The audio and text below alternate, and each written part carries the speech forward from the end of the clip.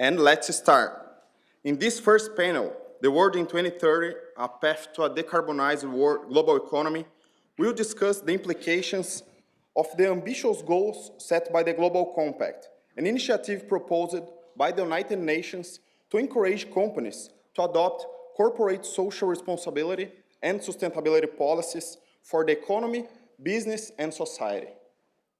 According to the World Economic Forum's Global Risk Report, world leaders consider biodiversity loss to be one of the most serious risks that humanity will face in the next decade, along with a lack of action taken with effective environmental actions and extreme weather events. Overall, what emergency measures would governments and companies need to take to ensure a regenerative approach in nature? What will the future of the world look like in a low-carbon economy?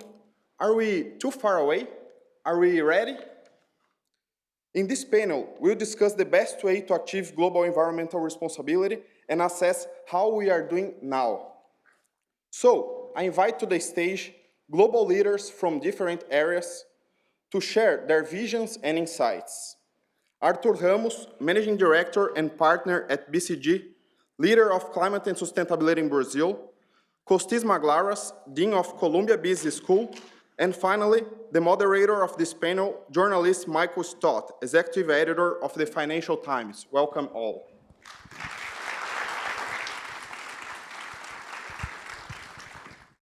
Thank you very much for the introduction, and welcome to this first panel.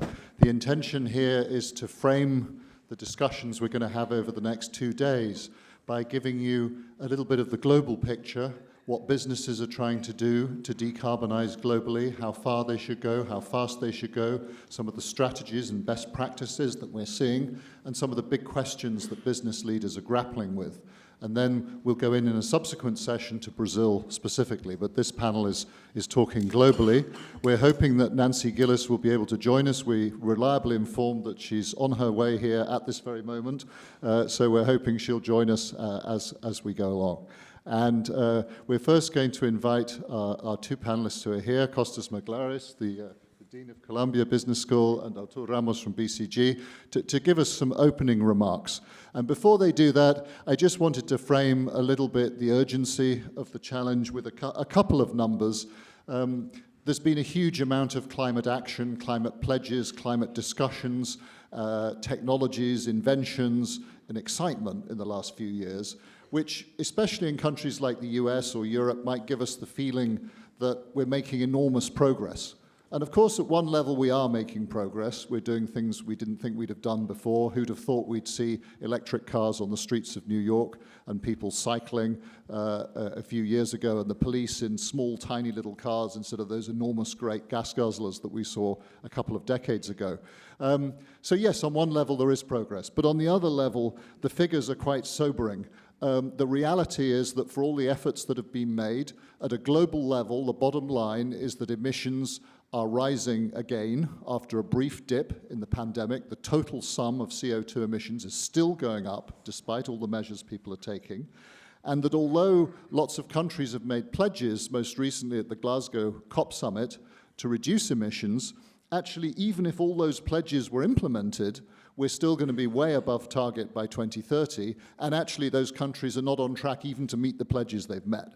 So that's not to be over gloomy, but it's to frame very clearly the scale of the challenge here, which is enormous.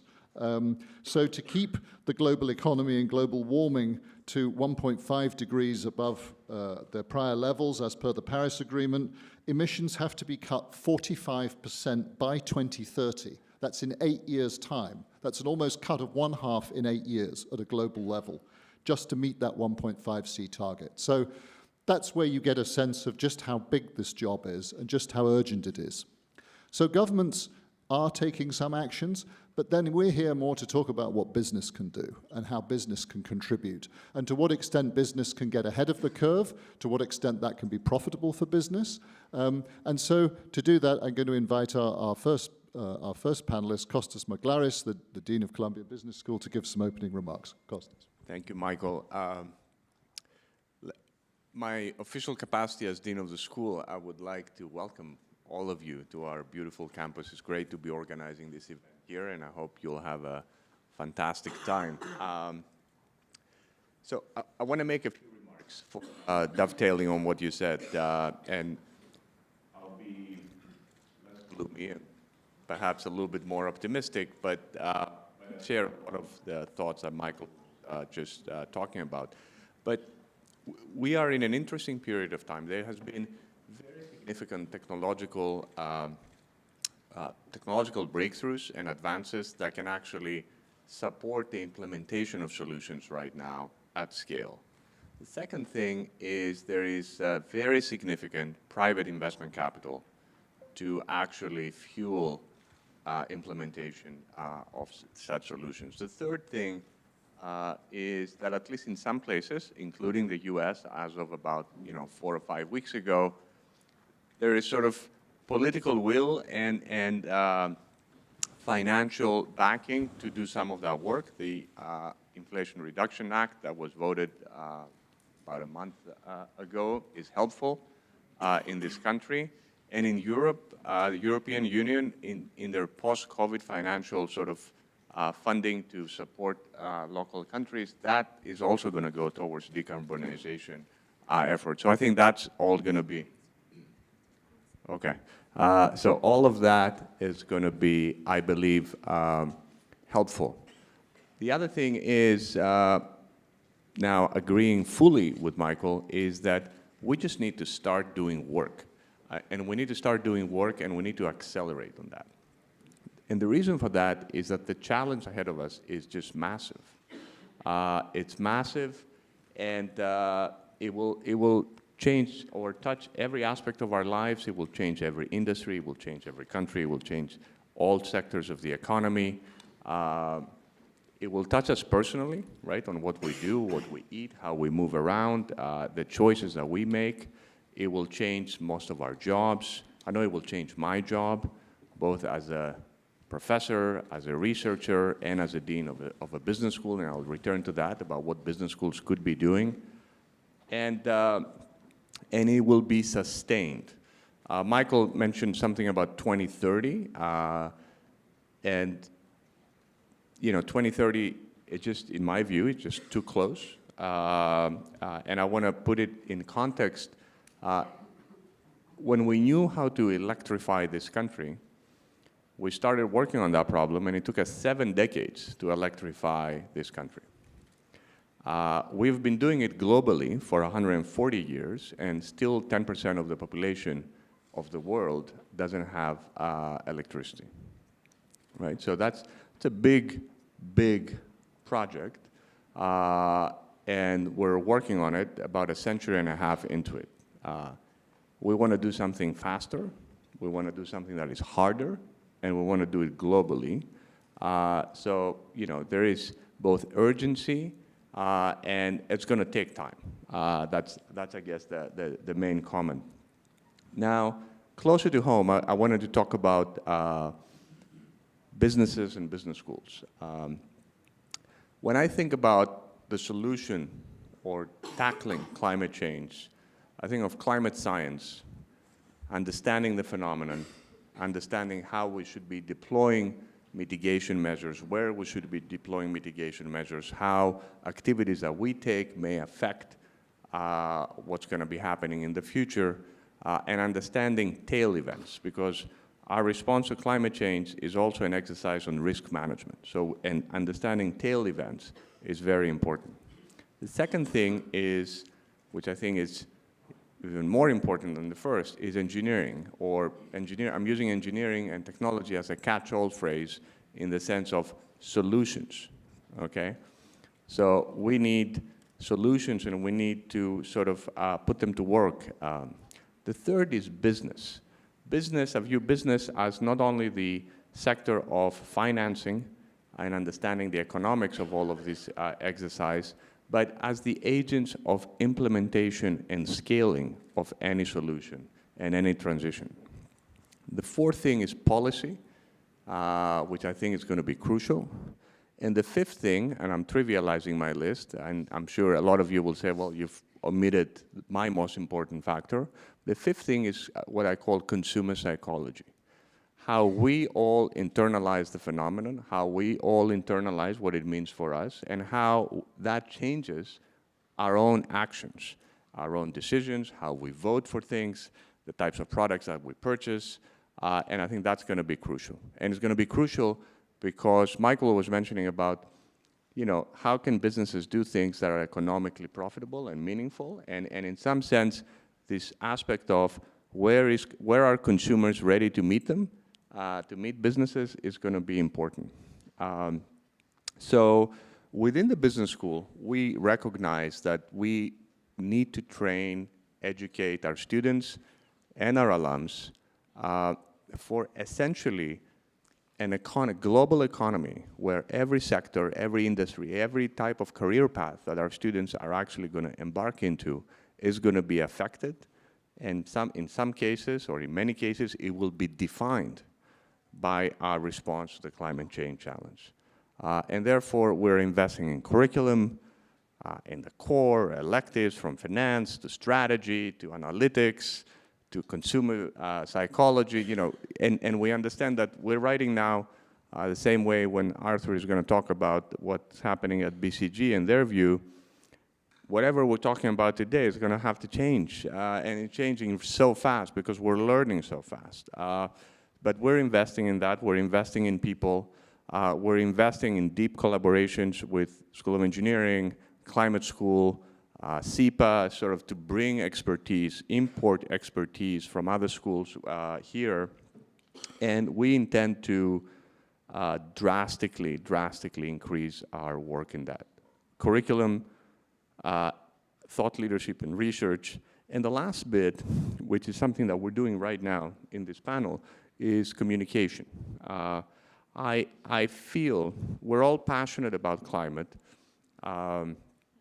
and a lot of you may be more knowledgeable about climate than I am, but we're all, you know, sort of feel about it and read about it and interest ourselves about it. And if I were to ask you, a question about, let's say, carbon capture, or a question about other aspects of the climate dialogue, and ask you to give me a very coherent, succinct 5-minute lecture and just tell me everything I need to know about that topic, you will find difficult to respond to that question, okay?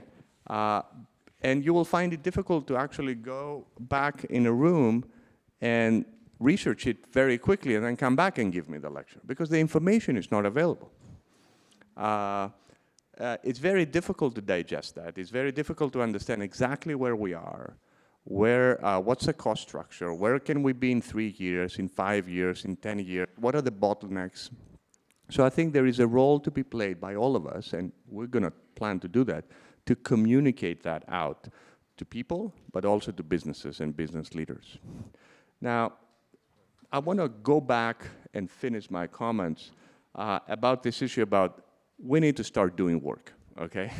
We need to start putting one foot in front of another and start implementing solutions, because we learn by doing. And we have seen that in other industries. We were talking a few minutes ago, and I mentioned an example, and I'm going to mention it to this crowd as well. You know, the digital revolution that has appended all of our lives started about 75 years across the river in the beautiful state of New Jersey, okay? And it started by two things: the invention of the transistor, okay, and the invention of the blueprint for digital communications. So how we manipulate and store zeros and ones, and how we communicate with zeros and ones, okay? And these two things, 75 years later, have changed our lives. But let's think about the transistor. It took 20 years from the invention of the transistor to invent the microprocessor, okay? It took another 10 to 15 years to start getting personal computers on our desks, and about 25 years until most of us had a computer on our desk. And then it took another 20 years for all of these things to be entirely pervasive in everything that we do, okay? And my phone right now is more powerful than the sort of mainframe computer I was using when I was an undergraduate student in engineering, okay? That's 7 decades, all right? And we were working very hard, and we were working back then in an economically attractive environment. These companies were doing tremendous amount of R&D, and they were making money along that way. So that's, we need to accelerate work. We need to tackle problems that are simple and we know how to solve, and just go all in, right? And for me, tackling the energy grid, cleaning the electricity that we produce, investing in infrastructure for the grid to be able to handle more electricity going into the grid and where it goes, and then increasing the usages of the types of things that we do through electricity, from driving to cooking to heating our homes, etc. In some sense, that's a simple problem, not so simple, but simpler problem, simple to explain. The electricity grid, in my view, acts as an API, like when we write software. You're going to clean the thing that comes on the left, and I'm going to plug in as many things from the right, and that's how we're going to solve a significant portion of our greenhouse gas emission problem. But then there are harder problems. How we build stuff, right? How we ship things, how we sort of manufacture things. I mean, they're going to be, the food that we eat, they're going to be challenges that we don't actually have the technologies right now to implement them at scale so that we can say 15 years from now we'll be done. We're not even close. So we need to invest and accelerate work in the things that we know how to do, and then we need to invest heavily in research and development in the things that we don't yet know how to do, but we need to learn really fast so that, in 10 years from now, we're in a much better place. So I'll stop at that. Thank you very much, Costis, for those remarks. I'm going to turn now to Artur. BCG, top global consulting firm, lots of conversations with business leaders, lots of strategy development. We were sort of joking a little bit before the session that, top consulting firms have spent the last 2 decades doing digital transformation. Maybe they'll spend the next 5 decades doing climate transformation. Artur, tell us a little bit about what you're observing in your work with the world's top companies. How serious are they? I was struck by a figure that said that 45% of the top UK companies, the top 100 UK companies, have committed to net zero, 45%. Only 16% have a robust strategy to get there. So I don't know if that's representative globally, but I thought it was an interesting statistic. Artur. Thanks a lot, Michael. It's a pleasure being here. Thanks a lot, Costis, for receiving us here, this wonderful infrastructure. Not only to lending us the infrastructure, but also having the students supporting this effort. Okay, I think the most important asset that you have here. And a big thank you for all the organization, and particularly here, starting with the students of the MBA and the public administration here. I think it was a great collaboration together with the organizer, and I'm part of the organization, so it's really, really very a pleasure to be here at this panel. And all these people would like to register. We in consulting we say this is the magic time. We call magic time that you work. Why is it magic? Because it's a time that you don't have. But it's also magic because you do wonderful things with that time, because you're working on those things that you believe and you're giving the extra effort. So I think we expect to accomplish here a very important debate. Okay. So I was not expecting to be here, and I'm here on behalf of Rich Lesser, that was our CEO for many years, now the chairman. But unfortunately, he had health conditions, could not allow him to be here. So I'm not a spokesperson for him, but I'll try to bring here the perspective from the international forum that he is here, and that we basically take to our clients. Okay, so this is a little bit of the opportunity, the discussion we have here.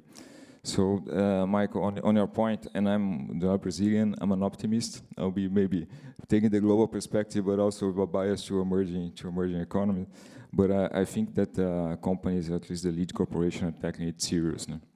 If they don't tackle it serious, the supply chain will force them to be tackling it in a very effective way. So this is, I think, is an important commitment. I guess the commitments for 2050 are easy to get. I think the really proof of the cause here will be the first 8 years now. 2030 is just around the corner, and so I think it's very important here. It's not an easy decision, like maybe moving too fast. And again, we're very pragmatic at BCG. I agree with what Costis was mentioned. I think we have two priorities on our organization. One is artificial intelligence, digital transformation. The second one is climate change. We just announced today an acquisition of Quantis, a focused, real climate-dedicated consulting firm on our business. So there's a huge amount of new capabilities that are not on the traditional consulting space or recruiting environment that we're doing. So it's a very interesting moment also as a professional working in consulting to have the kind of expertise you need to be bringing and to tackle those issues. But this is really I think the most important agenda. You don't do strategy work today without talking about the climate change. You don't talk about the operational, about decarbonizing the supply chain without tackling those issues. But I think these first years are the ones that are critical. And again, talking about here with a vision of Brazil, and a lot of this conference we're going to be talking about solutions, how we can really provide solutions. But energy in general, and particularly the electrical side, is something that we were able to crack the case of decarbonization. And there are challenges in infrastructure. There are challenges in also guaranteeing the not only cost competitive solutions and also low emission solutions, but also reliable solutions. I think this is the other part and the other piece of the channel. So a lot of the decarbonization program that we face, they are energy programs. How can better use energy? And thanks, Nancy, for arriving here. Okay, so this is it will be the panel will be completed now. Michael can talk about that, but welcome here from us. But anyway, we believe that this on this road to decarbonization, we're talking about changing your raw materials, changing the energy sources, electrifying our operations, improving energy efficiency. Even in circularity, you also have to deal also with energy challenges. So those are very important things, and they will not be enough to tackle all the problems, but at least if you do those initial 4 or 5 levers, those are very important, and they can guarantee the reduction you're committing to until 2030. Maybe for the next decades, a lot of things will rely on the hydrogen, on carbon capture, direct air capture. So those that are not completely tested and competitive yet, but we should provide you the remaining volume of CO2 emissions that companies in general won't be able to tackle at the short term.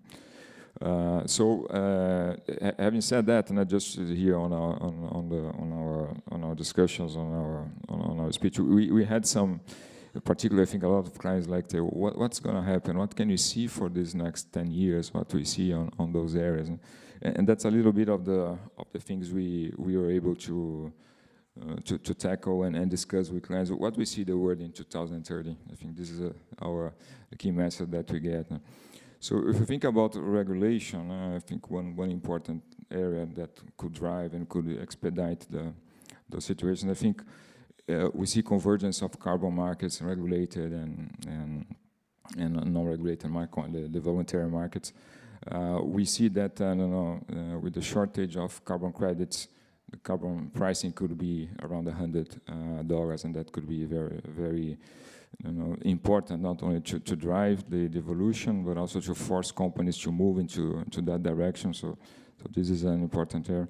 We see customers increasingly facing and really value the environmental aspects that you're bringing to the client.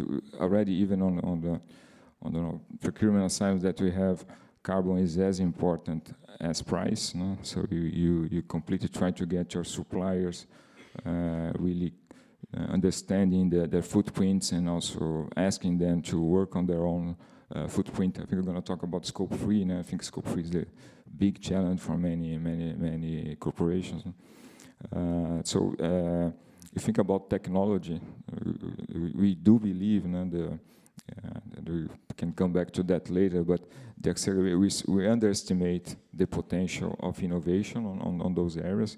We typically, I'm an economist by background, but I believe the economists have been very much wrong in terms of most of the, if you take wind, if you take solar, the projections you have, you are making errors of the penetration by 30 times if you take 20 years ago.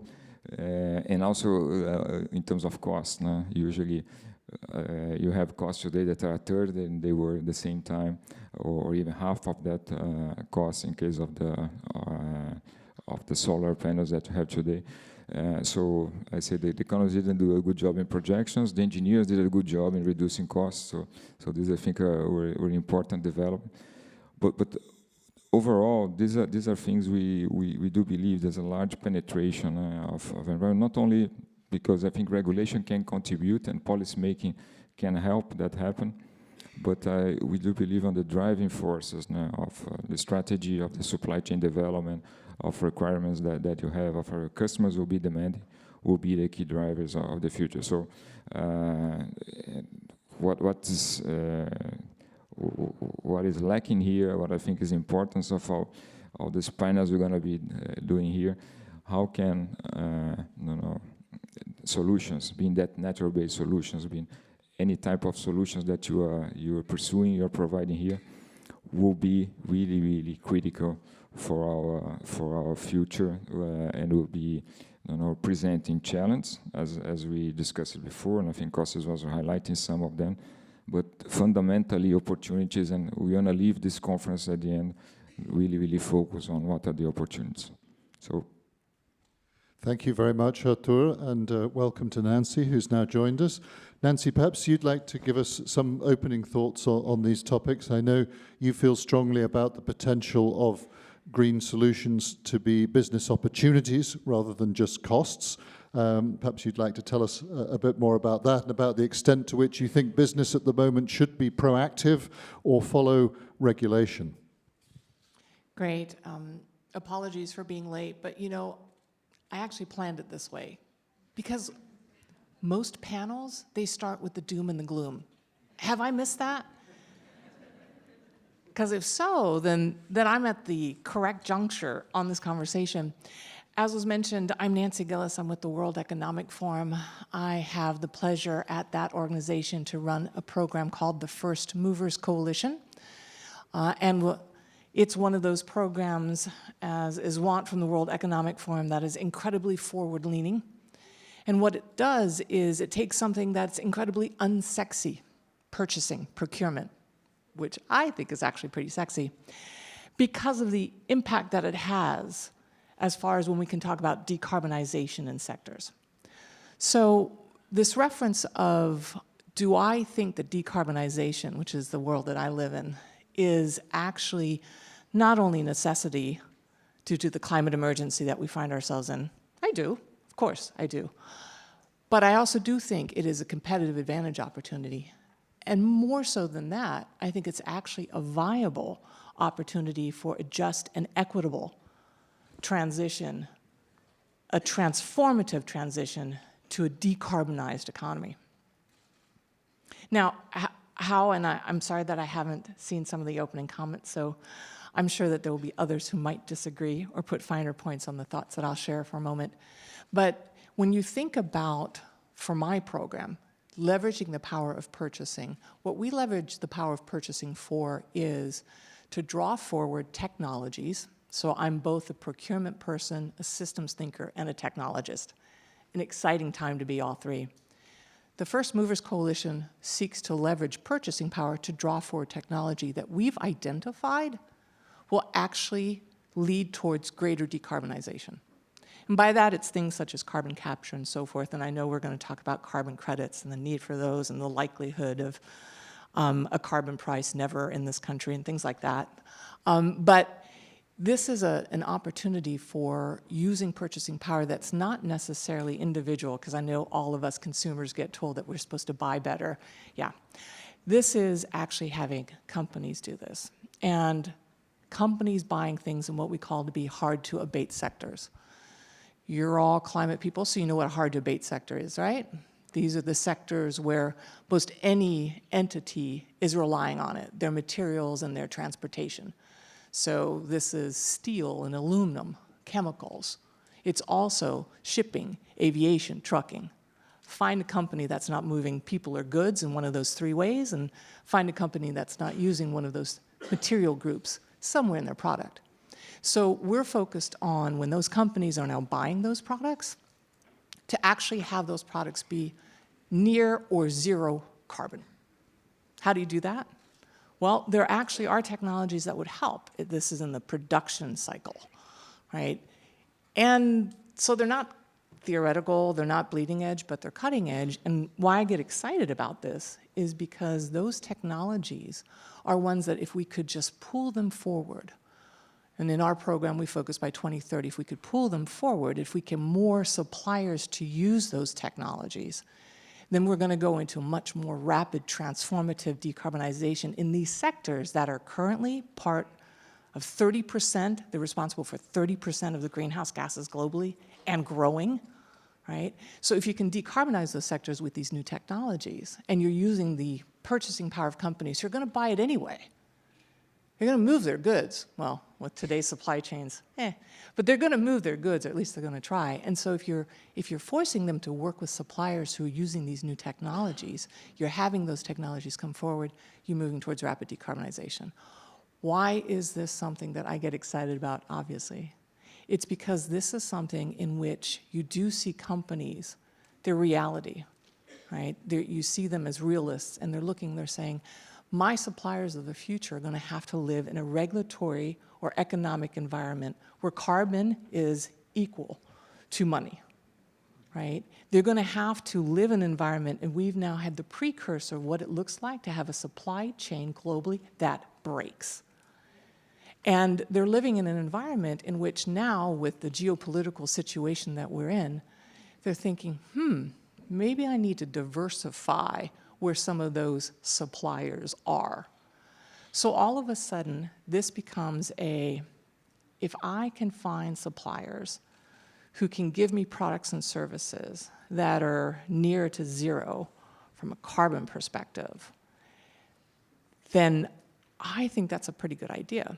And now our program focuses on, you should have those products and services. And you can have it because we have line of sight to some of those technologies, but the technologies aren't being utilized as much as they could. So what we're trying to do is leverage that purchasing power to draw them forward, which means a company who signs up for our program is basically saying, okay, I'm going to buy something based on these technologies that my supplier is supposed to use. And the technology isn't quite there yet at scale for my supplier, and because it's brand new, it probably has a price premium. And how are you telling me that's a good idea? Well, this is how it has to be something that shows it's a competitive advantage for you. Because if you make the investment now, if you become that demand function, those technologies move forward, and you're able to get those products and services that are near zero, you're much better off than all of your competitors who aren't when we start pricing carbon and when you start looking at supply chains that are breaking. So my last point is, how do you draw this into this fair and equitable? Well, some of these new technologies, if you're pulling them forward now, we're talking things like sustainable aviation fuels that are 85% GHG reducing. We're talking about carbon capture technologies. You're talking about certain type of technologies that actually you can place anywhere.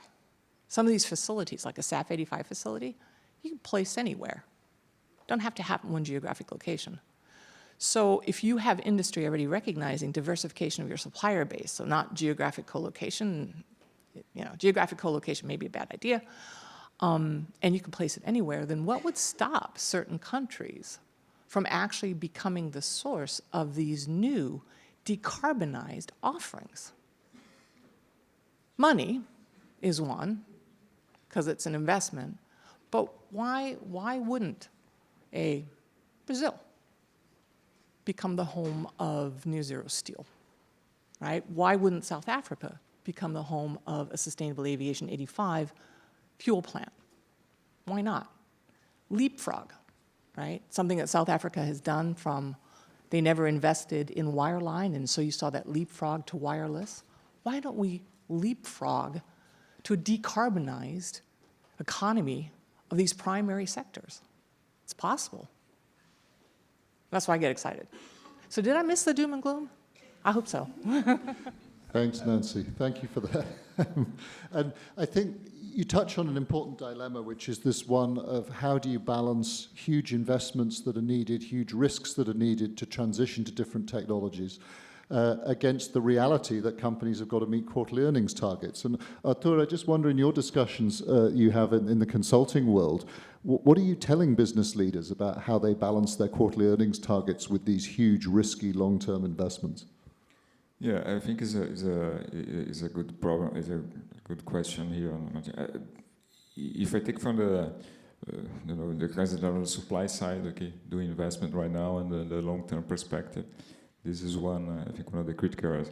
On the other hand, I think there's no, in many situations, there's no option. There's a transition time. There's an inertial time of things you are doing here, and I think what we always put on our clients, particularly on the the level they are there, like besides benchmarking the international world, what they are doing to follow, understand how aggressive or how effective are the commitments and the actions that are taking, but really leveraging the conditions and particularly on getting bio solutions, getting the new areas that you could be developing, investing heavily on tested solution, but also leaving some room for investments in new technologies and things like that you're going to be making the difference in the future. Okay, in several situations, like particularly the hard to abate sector, like Nancy was mentioning, is not something you change from one day to another. Okay, like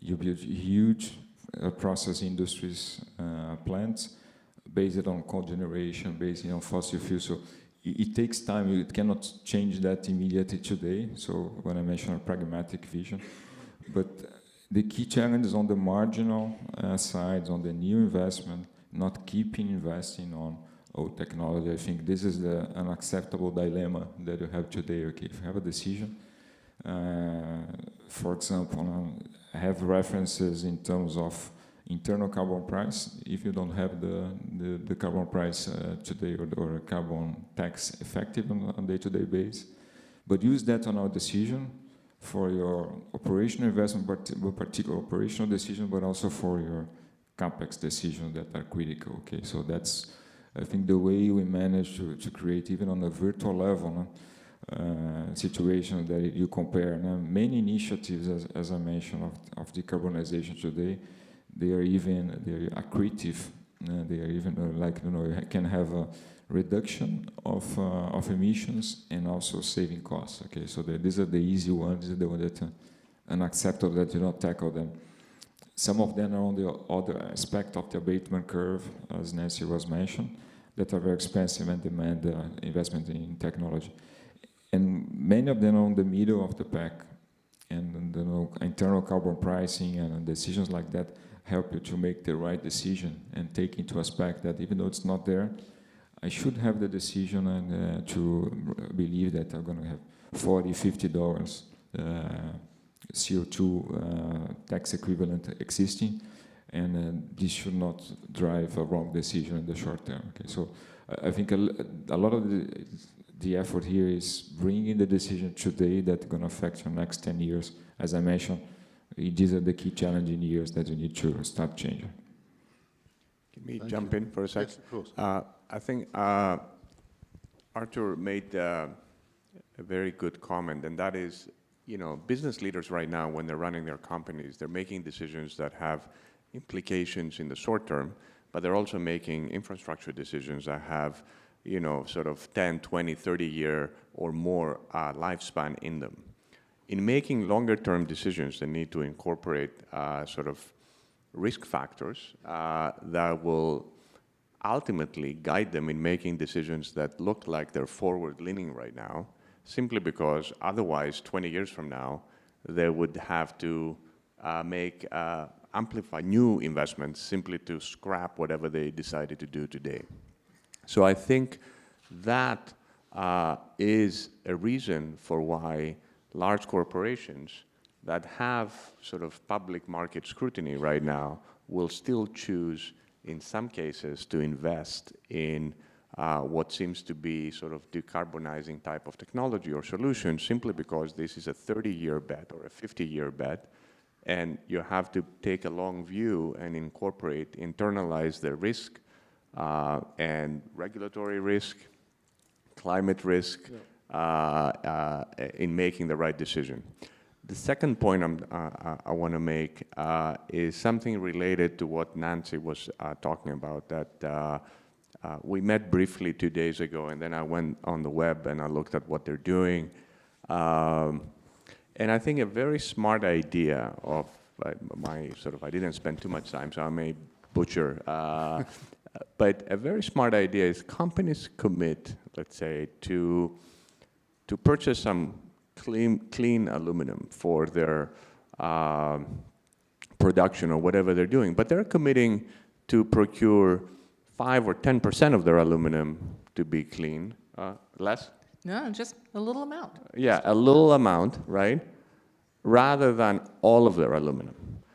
Why is that? Well, 2 reasons. First of all, it would be probably difficult to procure all of your aluminum to be clean. But secondly, you wouldn't be able to compete in the price of your end product, potentially, today, if you procured all of your aluminum to be clean. But if you procured just a little bit, right, the reality is that that price change may be imperceptible in the market, right? So that may not sort of affect your competitive positioning in the market. But if a lot of us do that, then the reality is 10 years from now, the aluminum industry will start to move, right? So we are feeding through that process research and development and implementation and scaling in hard-to-abate sectors. These are problems we will need to solve eventually, right? And that's an incredible, very smart idea. Good stuff. So there are reasons to make these investments right now, and then there are also good ways of even making investments in areas that are sort of hard and expensive right now by making these sort of smaller commitments. And the last thing that I want to mention, Michael, is that there are areas in the economy and there are problems that we really know how to solve right now. And in some sense, we should be going all in these areas so that we eventually gain competitive advantage by sort of moving ahead of others as a company.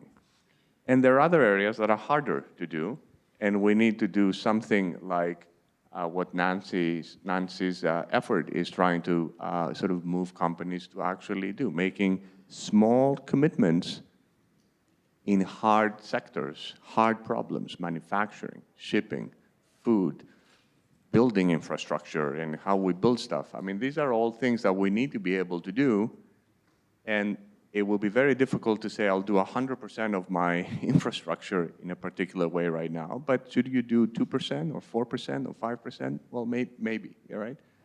So I think there are reasons for why companies can move forward, and I think, as going back to your opening comment, is we got to start working and put one foot in front of another, because we learn by doing. That's what we learned from solar. The cost curve example that we heard a few minutes ago is really the cost structures and everything came down once we started scaling up implementation. If you don't scale up implementation, that will never happen because the economics are not there. Absolutely. But I mean, Nancy, in that great initiative that you're running to use purchasing and the power of purchasing to drive solutions and abatement in these tough sectors, I mean, how do you have that conversation about, well, actually it's far cheaper to go to a dirty source, and this is going to be really hard for me, and yeah, there might be a carbon price, but then there might not be a carbon price, and will the US ever adopt a carbon price, and will there ever be a global carbon price? I mean, how do you have that conversation? Very sensitively, but also very transparently, right? So we ask for one document from a company to join the program. It's actually a single page. the power of it is it's signed by the CEO, right? When you have the CEO put down, and it's only a CEO, to Costis' point, that she has got to spread her bets, right? As a CEO, you have to take a look at the risk. And we're not quite I'm always so bad with the sports thing, so if I get this wrong, excuse me, a Hail Mary. As I understand it, that's that football thing where you're just going to throw it and hope it makes it as far and somebody actually gets it. It's something akin to that, in that you don't know if you're going to be able to get the amount, you don't know what price you're going to pay, but you do increasingly, especially as we see what's happened with Ukraine, you do start having a different appreciation just for even energy. And so then all of a sudden, 5 to 10% of a volume of aluminum or steel, or as you're making your contracts for shipping your goods or trucking your goods, seems like a smart play. And by design, we did it small enough to where if you have to pay a little bit more or you're not able to get it, it doesn't really impact end product per unit of what you're giving to your customers, but enough that if you do it and you do it and you do it and you do it and we aggregate it, it does start influence the supply side to change. And it's enough of an individual demand signifier to where those suppliers can go and get the financing necessary to do it. Because it's not just a promise, it's an actual contractual relationship. Thank you. And Arturo, I think we're in the United States, we should talk about Biden's Inflation Reduction Act, perhaps one of the most misnamed pieces of legislation ever, but obviously hugely important for climate change. What's the practical impact for business of that, not only in the US, but outside the US as well? The name, I think, it was given by a Brazilian, okay? This it's amazing, you know, the understatement of a very important movie. Well, I think that I think it could drive $1 trillion of investment, okay, here in the US, and put hydrogen in the US that was more or less like out of the question into the early stage of the supply curve of this race to provide competitive green hydrogen solutions. So that at least in principle, but it's about like usually in hydrogen you have for the green hydrogen about $4 the projection for a kilo of hydrogen against let's say blue or gray hydrogen that's about 1.5, and so they have a gap to fill in the next years of production. And I think these incentives in some case could represent like bridging that gap, okay, so putting that really immediately. So in a sense, I think this is really a threat for other competing solutions, and particularly if you think about the emerging market should be the one that will be tackling that opportunity, particularly Brazil and Chile in South America, Australia, Middle East, North Africa. Those are the areas that are competing to supply Europe, that will be the high demanding country. So that will be the negative effect. The positive effect, although it creates bottlenecks in the supply chain, and we do have a lot of things all the components of the electrolyzer and things like that will go to minerals, will go to hard-to-abate sectors. But I do have also a positive perspective. They will accelerate the development of the experience curve of those sectors and make it more competitive. Okay, so I think in another area, it could be also good news. Okay, so and the other aspect, I think we discussed that before, Michael. Thinking about game theory, I think countries will not be standing still. We'll try to create incentives also for those industries.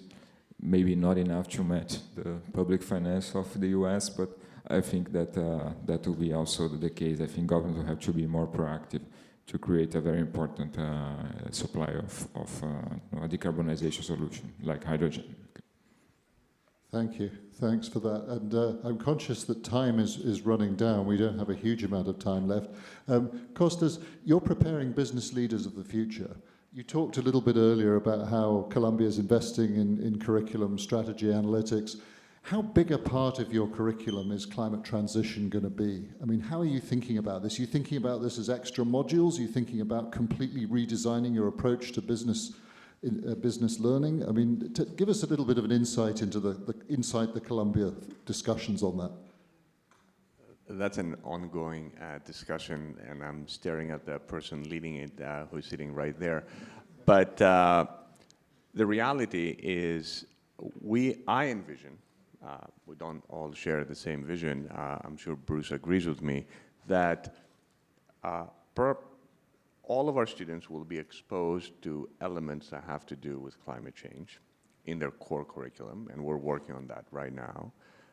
And I imagine that essentially all of our students over time will spend 10, 20, 30% of the curriculum doing stuff that are intimately related to our climate change response. It could be that I want to go into consulting careers and I'm taking strategy courses and climate analytic courses and climate tech courses in order to really best be tooled up to actually go and work for Artur. Or it could be that I'm going into asset management and investment management, and again, I'm actually learning about climate finance and climate tech and ESG. So it's going to affect our students that go into financial services careers. It's going to affect our students that go into consulting careers. It's going to affect our students that go into what I call traditional manufacturing, supply chain, et cetera, large corporation careers. It's going to affect our students that go into tech. I've now counted about 92% of our graduating students. So in some ways, it will be pervasive. The same way technology and the digital transformation wave has been pervasive. It has touched every student through the curriculum, and that's where we're going. So right now, we're investing in electives, and we're changing modules inside the core curriculum so that every student that comes through, as of next year, will be exposed into elements from corporate finance to economics to strategy to marketing, sort of chipping away on that. So I think it has to be pervasive. That's very interesting. Thank you.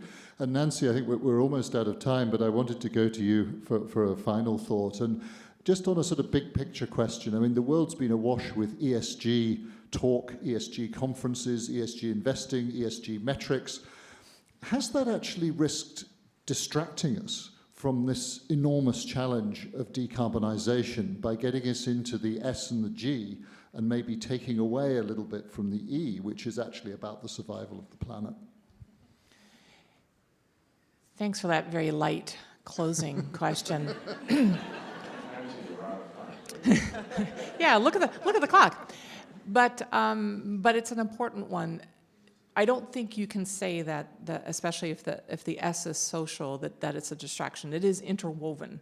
And I found Costis's answer very interesting, because I think sometimes what it does do is when we talk about ESG, we've grown up with the climate conversation, the ESG, as this veneer, right? We do our thing, and then we talk about ESG, right? We're going to have our classes, and then we're going to integrate.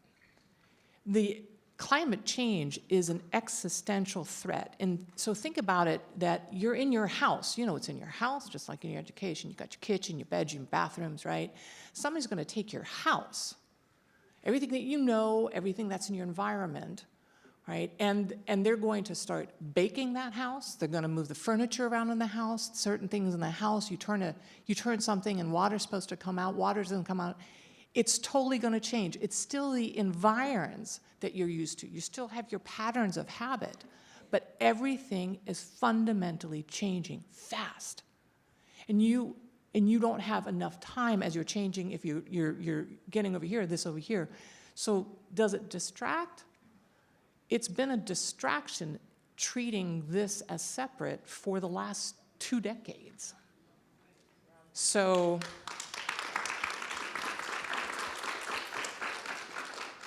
yeah, look at the time.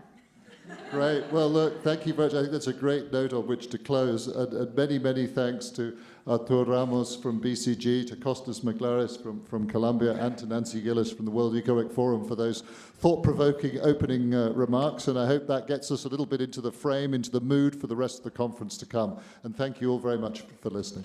Thank you.